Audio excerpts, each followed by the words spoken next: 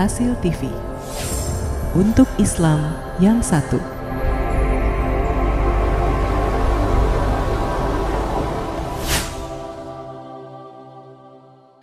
Bismillahirrahmanirrahim. Alhamdulillahirabbil alamin wa bihi nasta'in ala umuri dunya waddin. Alhamdulillahilladzi arsala rasulahu bil huda wa dinil haq liyudhhirahu ala dini kullihi wa kafa billahi syahida. Asyhadu an la ilaha illallah wa asyhadu anna Muhammadan abduhu wa rasuluhu la nabiyya ba'dah. Allahumma shalli wa sallim wa barik ala sayyidina Muhammadin wa ala alihi wa ashabihi wa man tabi'ahu ila yaumiddin. Rabbi zidni ilman warzuqni fahman walhiqna bis solihin bi rahmatika ya arhamar rahimin walhamdulillahi rabbil alamin. Sekali lagi Bapak dan Ibu yang dirahmati Allah, Assalamualaikum warahmatullahi wabarakatuh.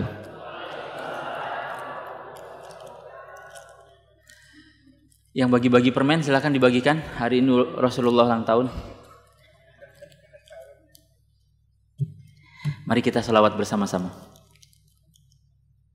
Allahumma salli ala sayyidina Muhammadin nabiyil ummin wa ala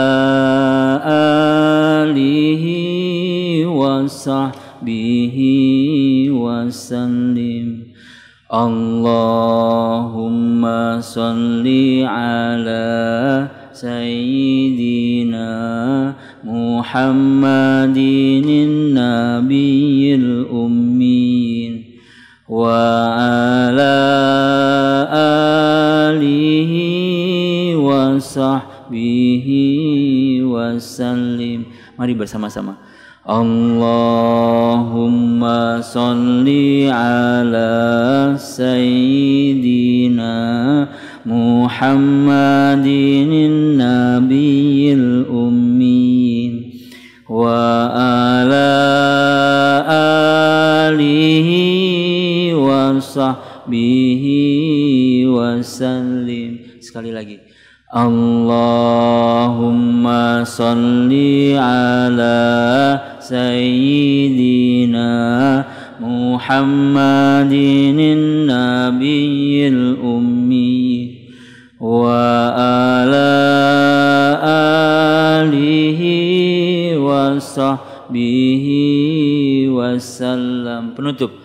Allahumma salli ala sayyidina Muhammadin nabiyil ummi wa ala alihi wa sahbihi wa sallim. Mudah-mudahan kita semua dikumpulkan bersama Rasulullah sallallahu alaihi wasallam di antara para sahabatnya, bersama para keluarganya yang mulia dan seluruh orang-orang yang mengikuti Rasulullah sallallahu alaihi wasallam. Bapak dan Ibu yang dirahmati Allah, menunggu guru kita Ustadz Husain Alatas dan Ustadz Hamzah Alatas, izinkan saya berbagi sedikit cerita tentang masa kecil. Saya tinggal besar, tumbuh, dewasa di Surabaya. Saya rumahnya di depan musola, nama musolanya Al Munawwar, di Nyamplungan Gang 9 dekat Masjid Ampel, dekat Sunan Ampel. Masih jauh dari Perak Pak, dekatnya Penggirikan. Itu ada orang Ali itu.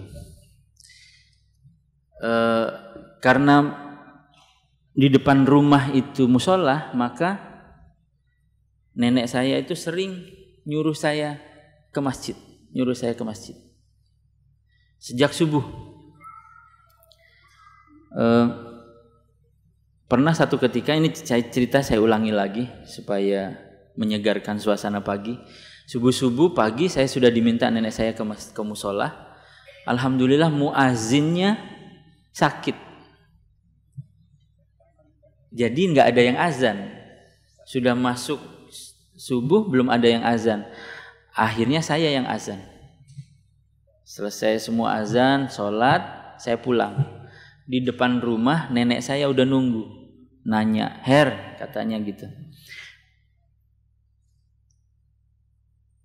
"Mau sing azan itu sopo?"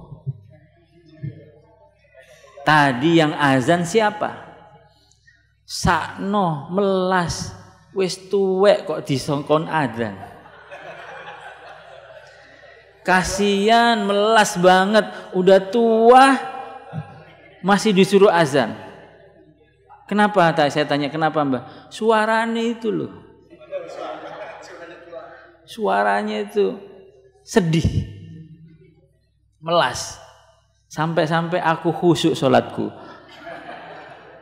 Akhirnya azan yang saya kumandangkan itu membantu ibu saya, nenek saya sholatnya khusyuk. Sampai hari ini, sampai nenek saya meninggal, saya belum ngaku kalau yang azan adalah cucunya. Diem aja. Kampung saya itu kampung Arab, campur. Paling banyak Arab, yang kedua Jawa, yang ketiga Madura. Kalau bulan Maulid begini, semarak luar biasa. Ada umbul-umbul.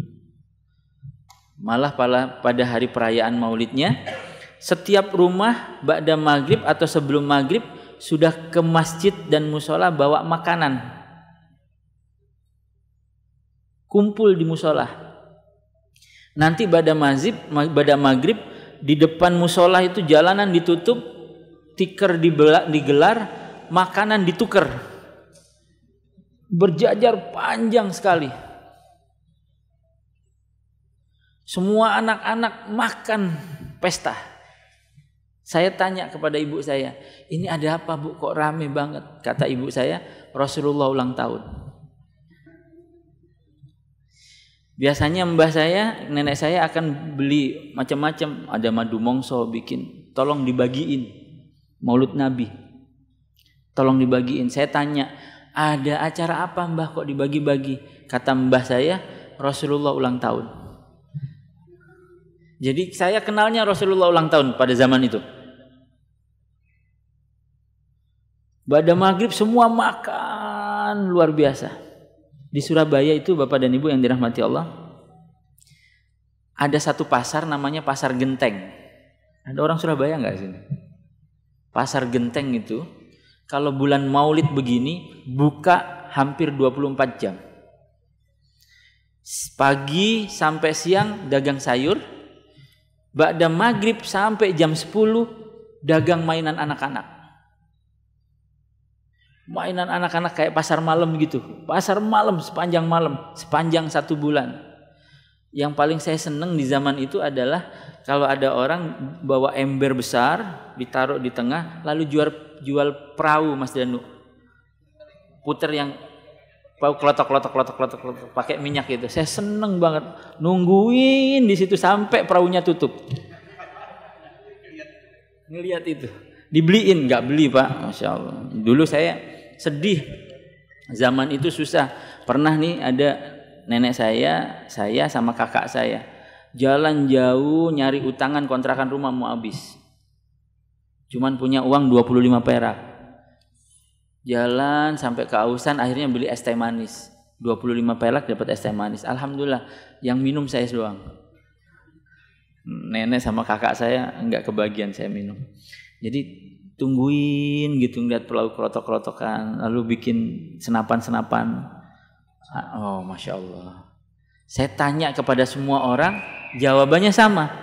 Kenapa bergembira hari ini? Kenapa bergembira bulan itu? Rasulullah ulang tahun. Jadi itu yang membuat saya merasa bergembira di bulan Maulid ini, karena telah diutus Rasulullah untuk memberi kabar gembira agar kita pulang ke kampung surga. Telah diutus Rasulullah untuk mengajarkan kepada kita, menyelamatkan kita dari keburukan, mengajak kepada cahaya, dan membebaskan kita dari kegelapan. Kira-kira yang gak gembira siapa? Kalau ada orang diajak ke surga oleh Rasulullah dan diutus oleh Rasulullah, yang gak gembira siapa? Ada yang gak gembira. Syaitonir rajim. Nama pendeknya Tony. Ada yang nggak gembira. Siapa? Tony. Siapa Tony? Syaitani rajim. Laqad ja'akum rasulun min anfusikum azizun alaihi ma anittum harisun alaikum bil mu'minin raufur rahim. Telah diutus kepada kita semua manusia yang paling mulia dan paling akrab dengan sesamanya. Muhammad namanya. Azizun alaihi ma anittum. Dia berjuang dan merasakan kepedihan lebih dari kita. Berdakwah mengajak manusia. Bapak dan Ibu yang dirahmati Allah, kalau kita sekarang mengajak manusia untuk mengikuti Rasulullah, kira-kira gampang nggak ngomongnya? Gampang, ayo ikut Rasulullah.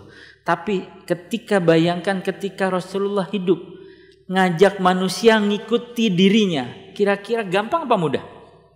Susah. Kenapa? Siapa kamu? Kenapa? Ada orang-orang yang lebih tinggi kedudukannya, ada orang-orang yang lebih bangsawan keturunannya. Lalu Rasulullah diutus untuk fattabi'uni, ikuti aku. Susah Pak, susah sekali. Para hadirin yang dirahmati Allah, izinkan saya menuturkan kisah-kisah Rasulullah SAW agar kita lebih mengetahui, lebih merindukan, lebih mencintai sallallahu alaihi Nabi. Allahumma sholli. Siapa yang enggak cinta sama Rasulullah?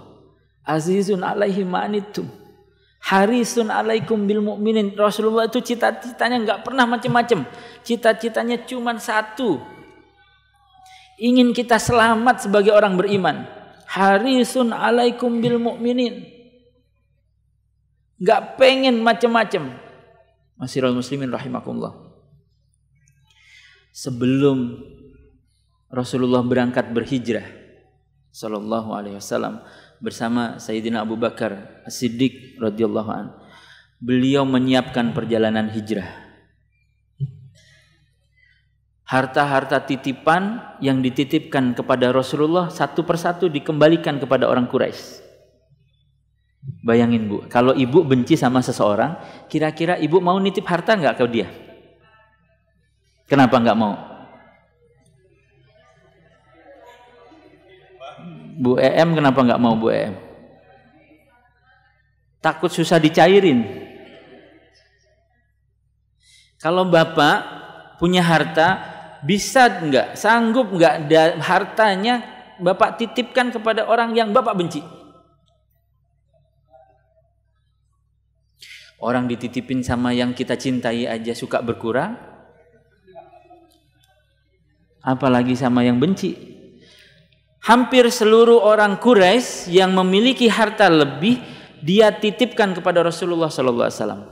Karena Rasulullah Al-Amin. Rasulullah sangat terpercaya. Sampai-sampai harta semua dititipkan kepada beliau. Sebelum berangkat hijrah, 10 hari sampai seminggu sebelum keberangkatan, Rasulullah mengembalikan amanah ini kepada seluruh orang di Quraisy, seluruh orang di Mekah. Masya Allah, tabarakallah. Kita ini kadang-kadang nitip omongan aja, syukur nyampe alhamdulillah. Yang kita khawatirin berkurang atau berlebih. Masyiral muslimin rahimakumullah. Selepas semua, lalu diutus anak laki-laki Sayyidina Abu Bakar As-Siddiq radhiyallahu anhu. Namanya siapa Pak? Ini nih tolong diingat nih, sirah nih tolong dipelajari. Kabarkan kepada seluruh kaum muslimin, kabarkan kepada seluruh keluarga, kabarkan ke anak cucu di rumah. Kenapa? Rasulullah SAW pernah berpesan, anak perempuan ini, kata Rasulullah, punya 2 ayah. Ayah pertama, ayah kandungnya. Ayah selainnya, aku jadi ayahnya. Begitu juga anak laki-laki. Kira-kira kita perlu nggak mendekatkan anak kita kepada ayah satunya? Sayangnya belum dideketin. Perlu banget anak-anak kita dekat dengan Rasulullah. Karena itu, ikhwah fillah rahimakumullah, para sahabat yang dirahmati Allah, pelajari Al-Quran. Qul in kuntum tuhibbunallah fattabi'uni. Masya Allah. Qul in kuntum, katakanlah kalau kamu tuhibbunallah, cinta sama Allah, maka tugas selanjutnya adalah fattabi'uni, ikuti Rasulullah sallallahu alaihi wasallam. Mudah-mudahan kita pengikutnya semua insyaallah. Ma'asyiral muslimin rahimakumullah. Abdullah ibnu Abu Bakar bertugas menyiapkan jalur hijrah. Lewat sini, dititipkan di sini bekal, dititipkan di sini air minum, dititipkan di sini makanan. Jalan Rasulullah sallallahu alaihi wasallam bersama Sayyidina Abu Bakar. Sebelum berangkat, Rasulullah minta kepada Sayyidina Ali, pakai pakaianku, tidur di tempat tidurku. Padahal malam itu ada rencana pembunuhan. Supaya tidak gini, kalau saya membunuh seseorang, maka keluarga seseorang ini akan balas ke saya. Supaya tidak jatuh balasannya, maka hari itu dipilih pemuda-pemuda Quraisy yang gagah perkasa dari setiap kabilah, dari setiap keluarga untuk menjadi perwakilan yang membunuh Rasulullah sallallahu alaihi wasallam. Jadi kalaupun ada orang yang membalas, Bani Hashim akan melihat banyak sekali orang yang ngeroyok Rasulullah. Masyiral muslimin rahimakumullah, para ibunda yang dirahmati Allah, ayahanda, anak-anak yang dirahmati Allah. Kira-kira kalau Bapak menjadi Sayyidina Ali, perasaan Bapak gimana? Pakai jubahnya, pakai pakaiannya, tidur di tempat tidurnya saat malam orang mau mengintai membunuh.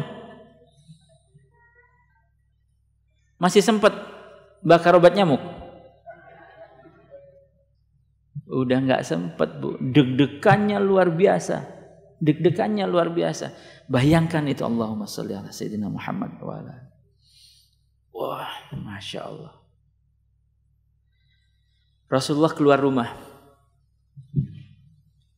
Orang berjajar menunggu. Rasulullah tabur pasir di kepalanya. Semuanya nggak ngeliat. Kira-kira yang menolong siapa? Allah. Intang surullah yang surkum wa yusabbit aqdamakum. Kalau orang yang menolong agama Allah, jangan khawatir rezekinya kecil. Kalau orang menolong agama Allah, jangan khawatir rezekinya sempit. Kalau orang menolong agama Allah, jangan khawatir bahaya yang di depannya. Allah jaga. Intang surullah yang surkum. Allah akan tolong. Wa yusabbit aqdamakum. Tidak saja itu, tapi Allah meneguhkan kakinya. Bapak dan Ibu yang dirahmati Allah, sederhana. Jadi kaya itu sederhana. Tolong agama Allah. Semua harus jadi pejuang dakwah. Kalau rezekinya masih susah, jangan ngeluh sama manusia. Minta sama Allah. Dengan cara jihad fisabilillah. Angkat beban meskipun ringan di jalan dakwah. Jalan bersama Sayyidina Abu Bakar As-Siddiq radhiyallahu anhu. Masyiral muslimin rahimakumullah. Mudah-mudahan Bapak dan Ibu diberikan kemudahan untuk menunaikan ibadah ke tanah suci insyaallah. Salah satu hikmahnya adalah untuk mempelajari jalur hijrah dari Mekah ke Madinah agar bisa menyaksikan betapa susahnya perjalanan dakwah. Kira-kira jalan dakwah susah nggak Pak? Susah banget. Rasulullah dikejar namanya Surokoh. Kejar. Surokoh ini diberikan iming-iming oleh Quraisy akan diberi hadiah 100 ekor unta. Kira-kira kalau 1 ekor unta itu 700 juta, 100 berapa jadi Bu? 7 miliar. Hadiah membunuh Rasulullah, satu orang dapat 7 miliar. Masihun muslimin rahimakumullah. Suraqah ini kenapa dipilih? Karena dia ahli mencari jejak. Setelah dekat sama Rasulullah, kaki kudanya keselio, jatuh. Lari lagi, dekat lagi, kaki kudanya keselio, jatuh. Kira-kira yang ngeseliun kuda siapa? Jadi jangan macam-macam sama pasukannya Allah ini. Jangan macam-macam. Mulai dari presiden sampai gubernur, jangan macam-macam sama pasukannya Allah. Namrud kalahnya sama siapa? Sama nyamuk. Namrud kalah sama nyamuk. Fir'aun kalahnya sama air garam.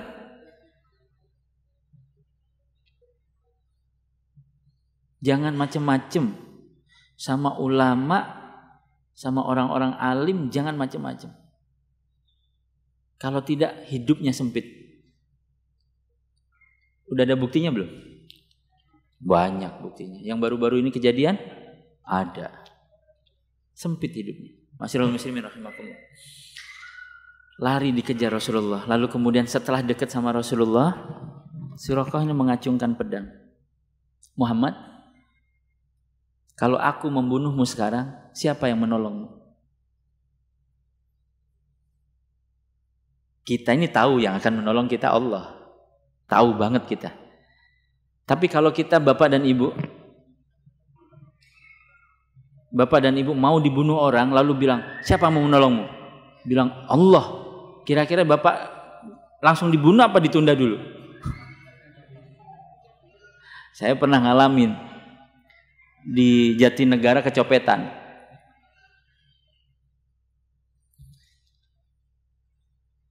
Uang ya segitu-gitunya, yang penting itu surat-surat. Akhirnya saya cari copetnya. Alhamdulillah ketemu orang Surabaya. Sama-sama bonek.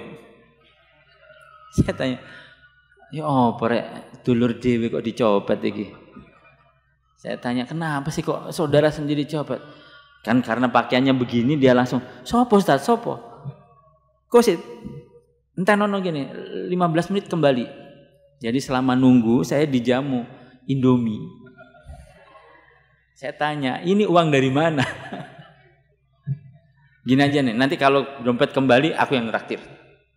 Alhamdulillah Bapak dan Ibu, 15 menit kemudian dompetnya kembali utuh. Alhamdulillah sekarang copetnya ngaji. Insaf belum, masih nyopet.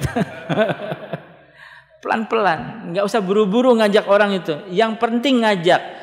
Yang menggerakkan hatinya bukan kita, Allah Subhanahu wa taala, bukan kita. Kita itu hanya berdakwah. Jangan sombong, dakwah itu berhasil, jangan sombong. Kita ini cuma menyeru, Allah yang menggerakkan hati. Pulang malam di kampung Melayu ditodong saya. Jadi acara todong penodong ini banyak, Bu. Dibongkar tas. Alhamdulillah nemu Quran di dalam. Sujud-sujud enggak jati nodong. Kira-kira yang dia takuti saya apa Quran? Quran, bukan saya. Jadi kemana-mana bawalah Quran. Barangkali ditodong.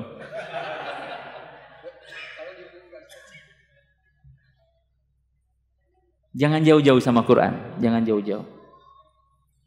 Udah dieker-eker nih semua, baju, sarung, kaos, keluar dari tas punggung.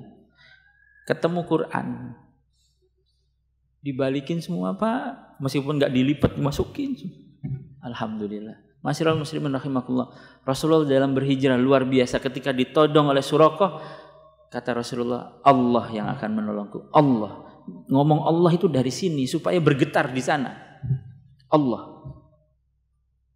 Kita ini nyebut Allah hanya untuk ngeluh. Ya Allah, tanggal tua. Sebagian besar kita sering menyebut Allah dengan nada keluhan. bukan nada syukur. Allah karim. Ma'asyiral muslimin rahimakumullah. Ketika disebut nama Allah, Suraqah menjatuhkan pedangnya. Jatuh lemes lunglai. Allah memungut pedangnya, lalu kemudian ganti bertanya, Suraqah, kalau giliran aku yang membunuhmu sekarang, siapa yang nolong kamu? Gak ada ya Rasulullah, gak ada ya Muhammad. Seketika Suraqah bersyahadat hari itu. Hidayah nih Pak, split second. Hanya butuh waktu sepersekian detik dari musyrik jadi beriman. Suraqah yang tadinya mau membunuh lalu kembali menjadi beriman. Kata Rasulullah SAW, balik ke kampungmu, sembunyikan keislamanmu. Hebatnya Rasulullah, Bu. Sopannya sederhana sekali agamanya. Simpen Islammu, balik ke kampungmu. Jangan cerita-cerita dulu. Nanti kalau kamu cerita-cerita diapa-apain, sama seperti Sayyidina Abu Dzar Al-Ghifari radhiyallahu anhu. Sayyidina Abu Dzar ini Pak, orangnya pemberani, demonstran. Setelah syahadat, beliau bertanya kepada Rasulullah, ya Rasulullah, kalau aku sudah bersyahadat dan aku terbunuh di jalan Allah, masuk surga enggak? Ya, kata Rasulullah. Segera dia lari langsung naik Ka'bah di tengah-tengah orang Quraisy. Dia bilang, Ahlul Mekah, saksikanlah, aku bersaksi bahwa Allah Tuhanku dan Muhammad adalah utusannya. Ditabok orang Pak langsung. Sayyidina Abu Dzar ditempeleng sampai pingsan. Jatuh pingsan. Bangun-bangun bilang gitu lagi, saksikanlah bahwa Allah satu-satunya Tuhan dan Muhammad utusannya. Ditabok yang kedua kali. Mau begitu Pak? Kita ini Masya Allah, tabarakallah. Jenis-jenis Islam ini ada yang seperti Habib Rizik, setelan rantainya kenceng. Ada yang seperti Ustadz Arifin Ilham, pekerjaannya mencuci hati. Ada yang Yusuf Mansur, Valentino Dinsi, memotivasi ekonomi iman. Yang perlu duduk bareng, cerita bersama. Lalu hadirin yang dirahmati Allah, ini kalau cerita banyak, saya paling betah kalau cerita Rasulullah SAW. Setelah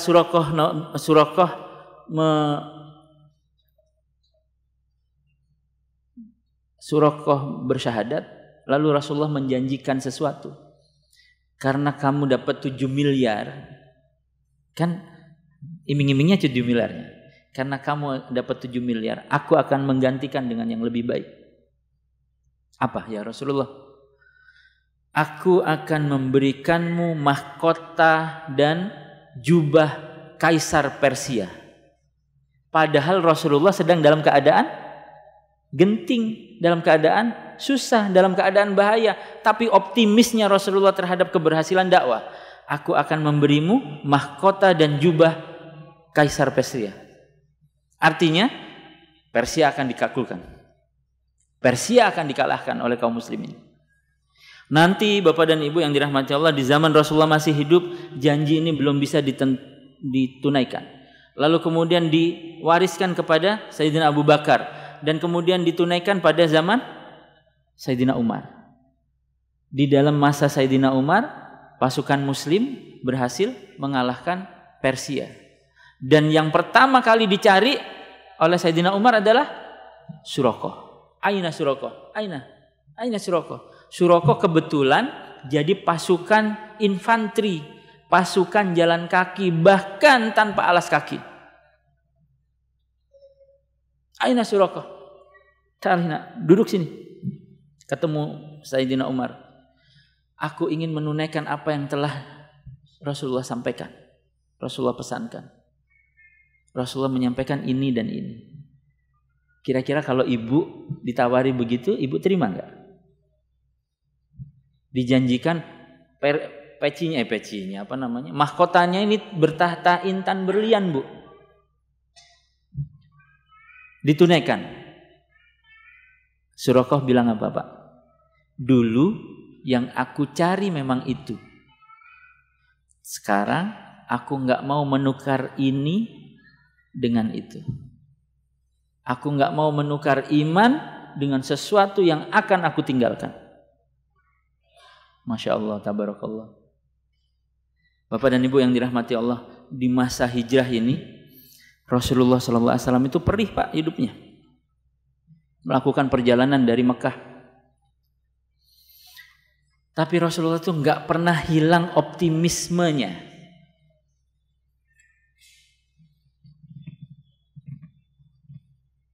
Saya mau ngomong apa nih di sini? Ibu, Bapak, Rasulullah itu pengen saya gambarkan begini. Rasulullah itu paling mampu menemukan sisi baik. Rasulullah ketika berhijrah dicegat seorang laki-laki namanya Buraidah. Ketika dicegat bersama laki-laki namanya Buraidah, kepada Sayyidina Abu Bakar Rasulullah bilang apa? Insya Allah perjalanan kita dingin, ketemu laki-laki Buraidah. Artinya nama Buraidah itu akar katanya dari Buraidah. Buraidah itu artinya angin sejuk.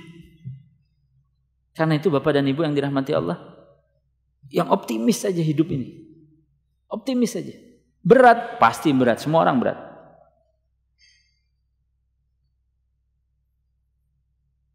Ketemu orang saja namanya Buraidah, lalu kemudian Rasulullah bilang, insya Allah perjalanan kita dingin Abu Bakar.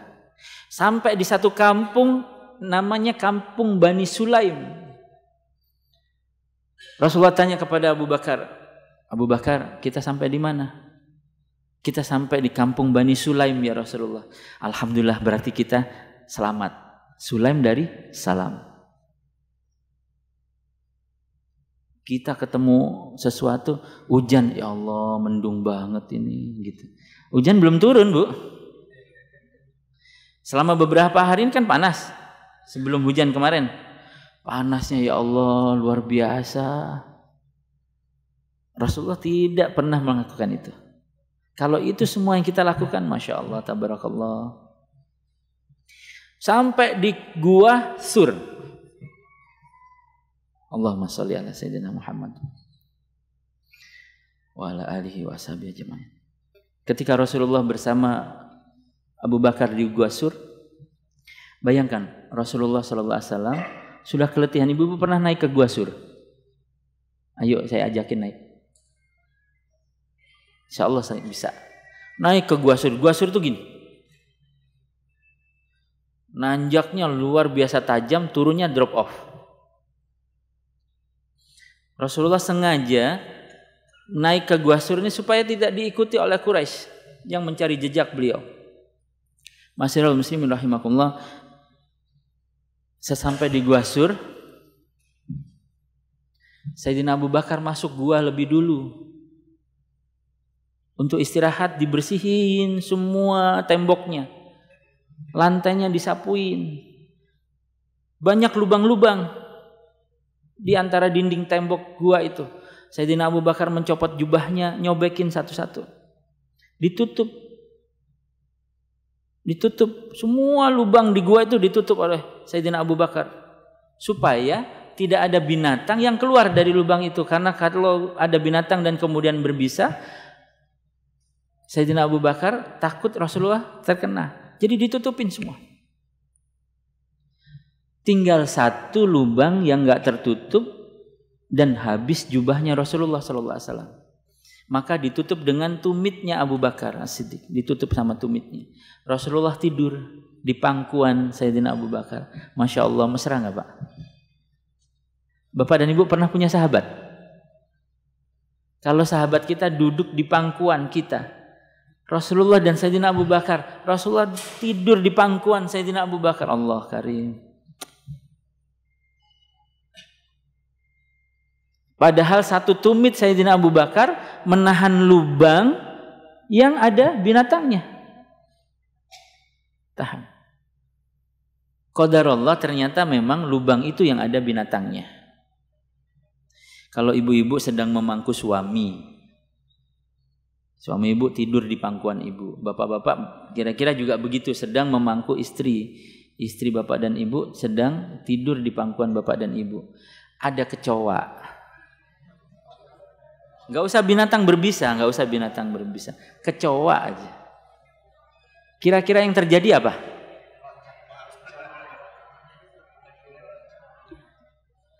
Kira-kira dilempar itu yang di atas pangkuannya itu. Sayyidina Abu Bakar menahan kesakitan ketika disengat oleh binatang ini. Ditahan banget sampai menetes air matanya menahan sakitnya binatang ini. Ditahan. Saking nangisnya sampai-sampai mata Sayyidina Abu Bakar menetes, air matanya menetes ke wajah Rasulullah SAW. Dan itu yang membuat Rasulullah terbangun. Rasulullah itu Pak peka sekali. Kita ini baru ketetesan air mata satu aja Rasulullah udah bangun. Masya Allah. Anak-anak ini baru diguyur belum bangun. Subuh diguyur belum bangun. Lalu Rasulullah menggembirakan hati Sayyidina Abu Bakar. Ya Abu Bakrin, jangan sedih. Innallaha ma'ana. Insya Allah Allah bersama kita. Allah melindungi kita. Kata Sayyidina Abu Bakar, aku enggak sedih ya Rasulullah. Kakiku sakit. Sengat. Tersengat binatang. Masya Allah. La haula wa la quwata illa billah. Bapak dan Ibu yang dirahmati Allah, halusnya Rasulullah. Rasulullah itu kalau mengucap salam, Rasulullah itu selalu lebih dulu mengucap salam. Ini sunnah. Siapa yang menegakkan sunnah ini sekarang? Selalu mengucapkan lebih dulu, selalu menyalami lebih dulu, selalu memeluk lebih dulu. Sunnah Rasulullah SAW.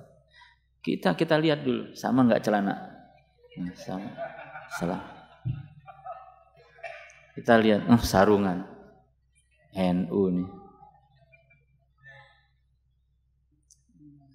Mau ngucapin salam, jilbabnya sama lebarnya enggak?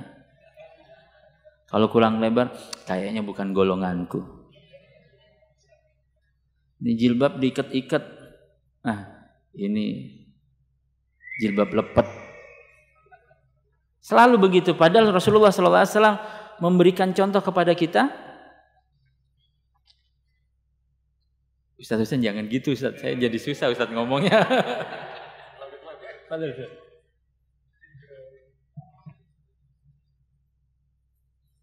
Saya lanjutkan sedikit lagi.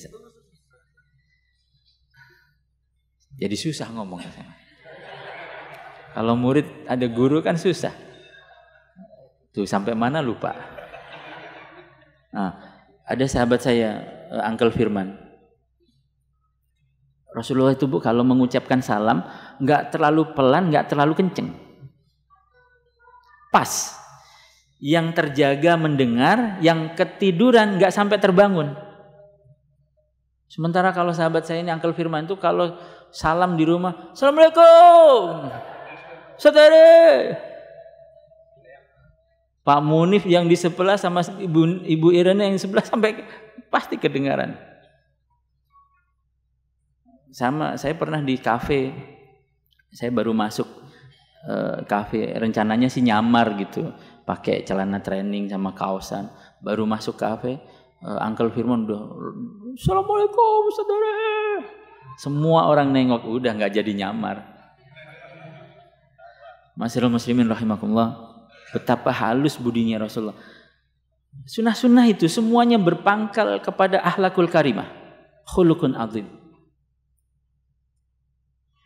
Mau celana tinggi, mau celana rendah, berpangkalnya kepada akhlak. Mau rambutnya gondrong, mau rambutnya cepak, berpangkalnya pada akhlak. Rasulullah itu rambutnya segini, sebahu, nempel di bahu. Dan nggak kayak anak-anakku, rambut sudah segitu,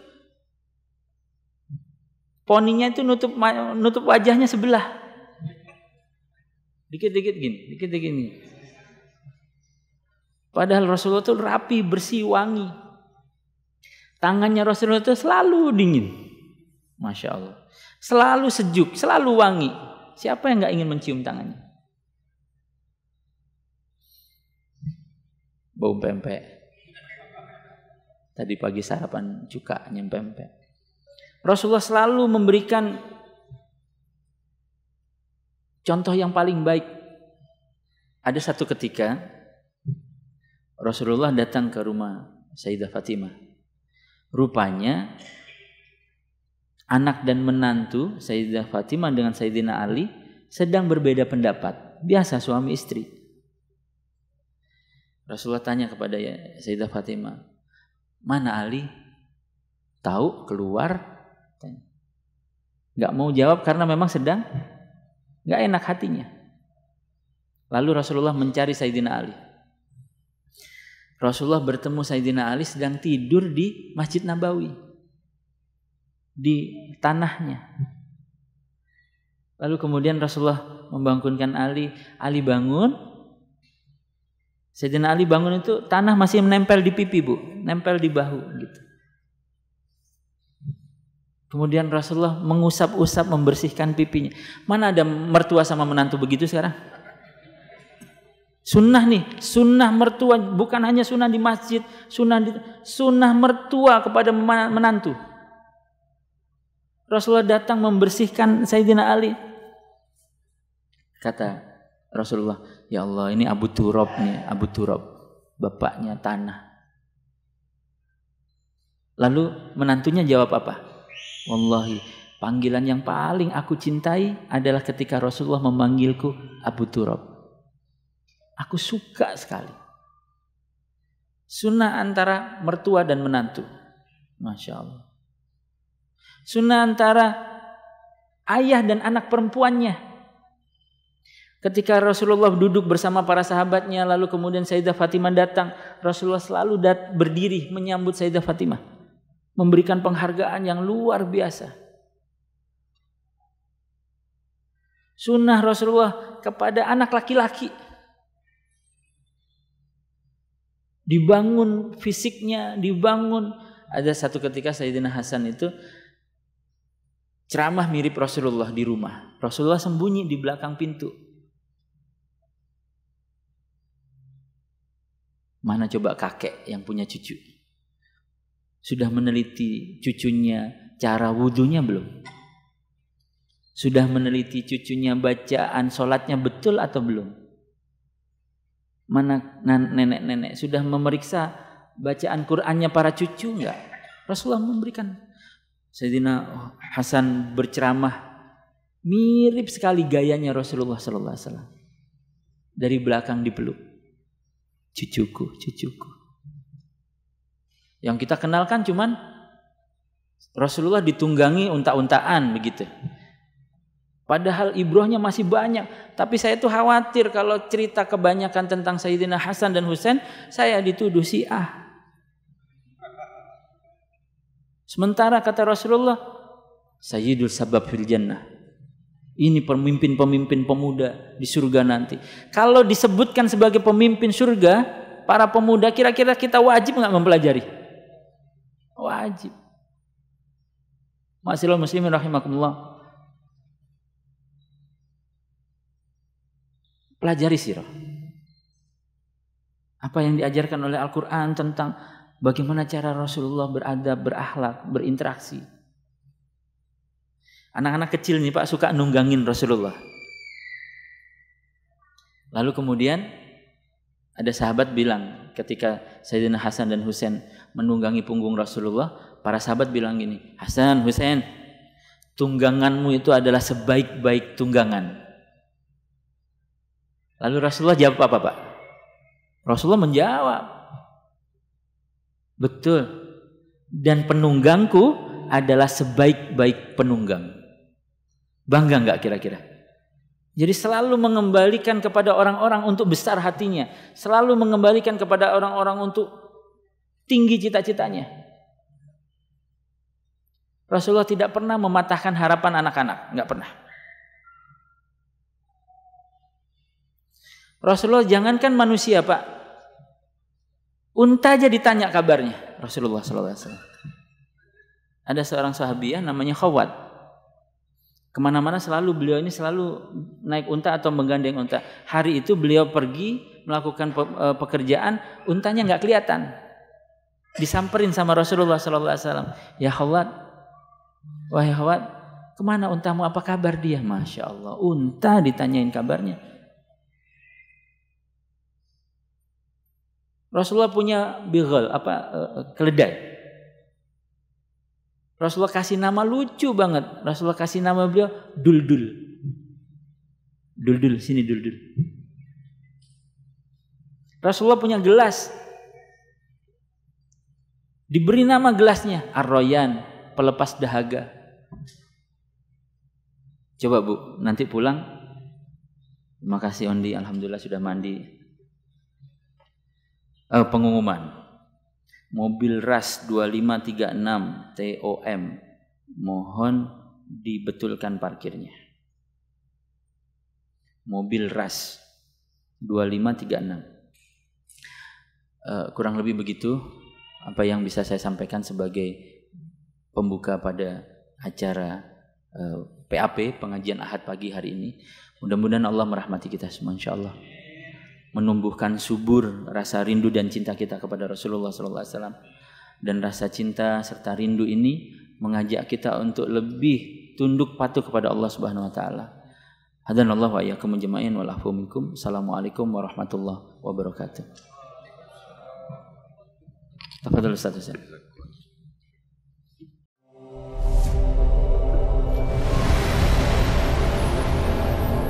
Rasil TV, untuk Islam yang satu.